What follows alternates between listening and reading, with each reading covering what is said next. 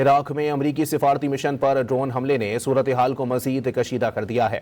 امریکی محکمہ خارجہ نے بغداد میں اپنے سفارتی مرکز پر حملے کے بعد امریکہ میں عراقی سفیر کو طلب کر کے شدید احتجاج کیا ہے۔ امریکی نائب وزیر خارجہ کرسٹوفر لینٹو نے عراقی سفیر کو طلب کر کے بغداد میں امریکی سفارت خانے پر ہونے والے ڈرون حملے کی وضاحت مانگی ہے۔ بغداد میں امریکی سفارت خانے کے مطابق ایک عراقی گروپ نے بغداد انٹرنیشنل ایئرپورٹ اور امریکی سفارتی سپورٹ سینٹر کے قریب متعدد ڈرون حملے کیے تھے۔ عراق میں امریکی سفارتی مشن پر ڈرون حملے نے صورتحال کو مزید کشیدہ کر دیا ہے۔ امریکی محکمہ خارجہ نے بغداد میں اپنے سفارتی مرکز پر حملے کے بعد امریکہ میں عراقی سفیر کو طلب کر کے شدید احتجاج کیا ہے۔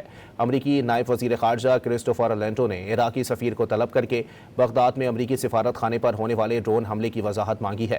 بغداد میں امریکی سفارت خانے کے مطابق ایک عراقی گروپ نے بغداد انٹرنیشنل ایئرپورٹ اور امریکی سفارتی سپورٹ سینٹر کے قریب متعدد ڈرون حملے کیے تھے۔